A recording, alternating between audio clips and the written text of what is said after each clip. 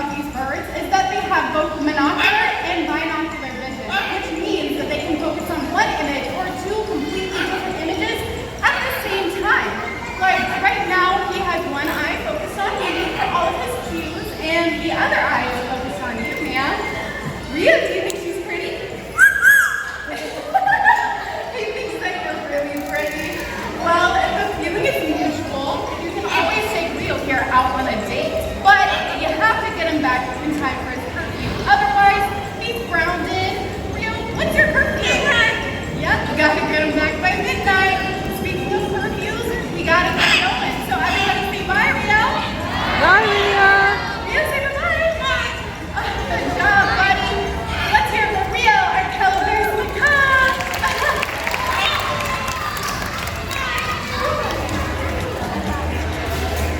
Alright guys, for this part of the show, I'm going to need a volunteer to help me out on stage. Let me see you on the end of the yellow shirt. Yeah, come on down. Got our volunteer on the way. Alright, so I need you to come on down and stand right over here for me. And what's your name? This is Sophia, yeah! Well, Sophia, have you held a beer before? Okay, today she's like, hey, what I need you to do is face the audience. Take your arms, hold them up like that. There you go. Put your hands together. And I'm going to give you some treats. Keep your arms just like that. And we're going to have our friends come around this corner, land in your arms and eat those treats, okay? Just hold very still, just like that. And let me come check on our friends. Sometimes they get a little bit shy coming around this corner. And here they come. This is Mary Kate and her sister Ashley.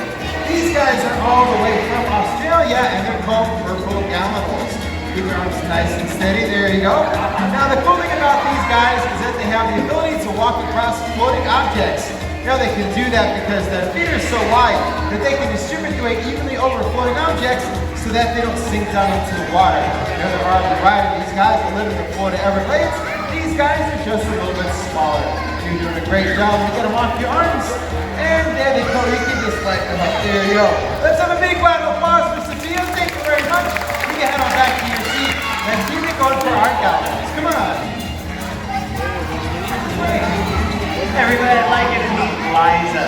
Liza is an Abyssinian ground hornbill. These birds are native to northern Africa. Now, the hornbill family can be found from Africa to Asia and even throughout parts of India. If you take a look at that beak there, it is hard to miss. It's shaped like a pickaxe, and they can actually use it in the same manner.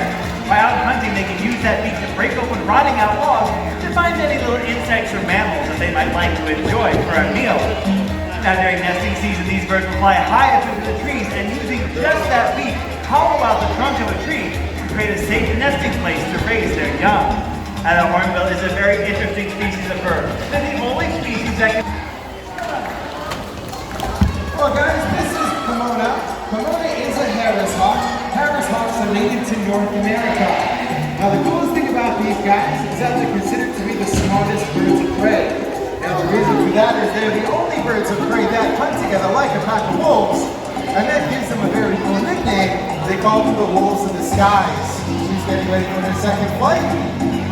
And here she comes. Another cool fact about these guys is how they got their names.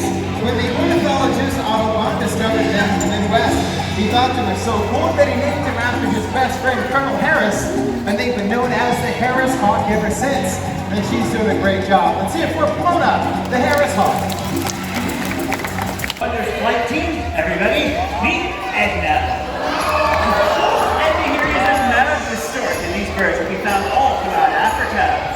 As you can take a look at that wingspan. It's almost 9.5 feet wide. That puts these birds as one of the largest flighted birds in the world. Now, if you take a look at that beak is razor sharp. So use it to hack off pieces of meat from carcasses that they find out in the African savannas. Now, if they can't find anything out there on the savanna, they will actually go hunting for themselves. And one way they do like to hunt is they'll fly out towards the grass and brush fire. Walk just ahead of that fire line, and as animals are escaping the impending fire, these birds will be right there waiting to enjoy them for a meal. Now, the hot weather we've been having, these birds have a very interesting way of keeping cool. Storks and vultures will actually urinate on their own legs, and that evaporating urine will actually cool their body temperatures down, and that's one of the places the blood vessels run to the surface of the body. And you may notice her head there looks a little kind of roughed up and scabby.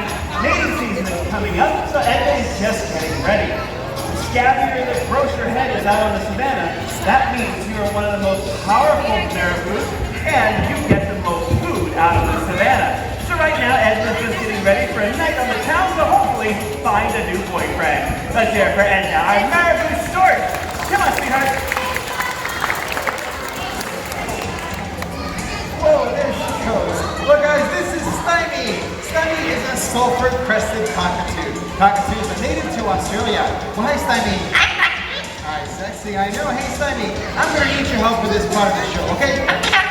Okie dokie. Well, guys, before the show started, we picked some hoop volunteers. If you guys would go ahead and take your positions. And Take your hoop number positions. one's going to be over there. Hoop number 2 is at the Yay. top of the stairs. And hoop number 3, right on over there. Hoop number 1, perfect choice like that. And 2 number 3, that's good. Just make sure that's really high overhead.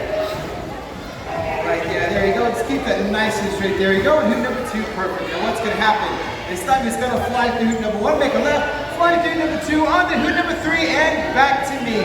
Now the thing is, with Stymie, it's the louder you guys cheer him on, the faster he's going to fly. So I'm going to need you guys to cheer him on as loud as you can. Can you do that for me? Come on, you guys can do better than that. Are you ready? All right, Stymie's ready. Here we go, guys. 1, 2, 3. Go, Stymie, and 2 number 1 is coming on. 2 number 3, and back to me. That is Stymie.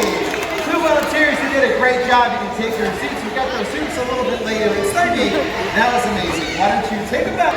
Thank you, Ed. Thank you. Taking a bow. I'd like to introduce everybody to a very special friend of mine. This is Lolita, and she's a yellow-native Amazon. Now, Lolita here is about 55 years old, and she's made television appearances on David Letterman, Jay Leno, has also performed on the stages of London, Rome, Japan, Tampa, Florida, and now right with us here at Jungle Island.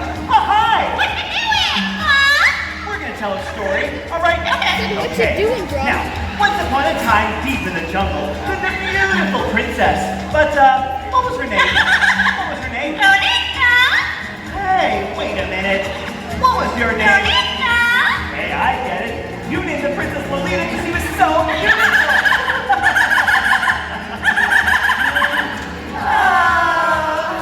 Well, she was very pretty. How are you? I'm fine.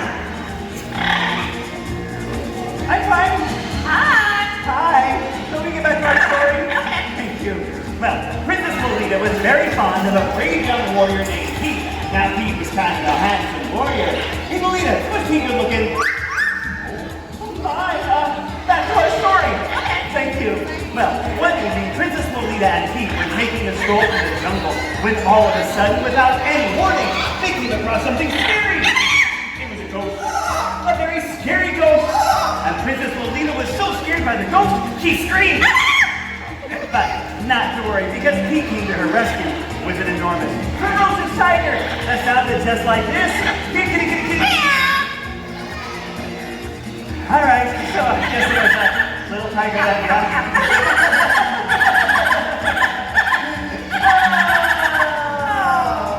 Yeah, well, even though it was a little tiger, it did frighten away the ghost. And Princess Lolita was so happy, she decided to sing her traditional song of joy. You ready to warm up? We're not going anywhere. We're going to warm up, all right? There we go. Oh, which translates to...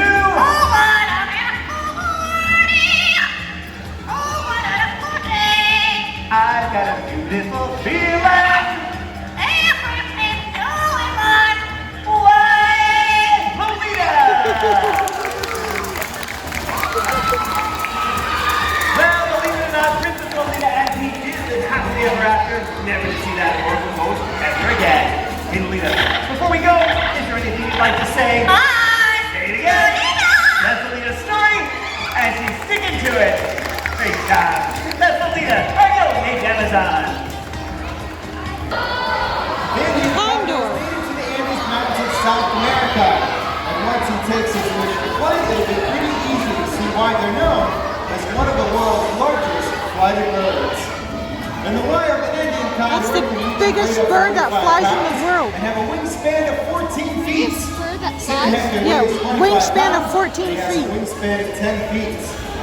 Now there are some rumors surrounding the Indian condor. One is that he'll swoop out into villages, pick up little children, carry them back to his nest, and then eat them alive. That's impossible. The Indian condor is a vulture and will only eat dead animals. So unless you're dead, you got nothing to worry about. Plus, his feet are red, kind of like a turkey's. He can't actually pick up anything and carry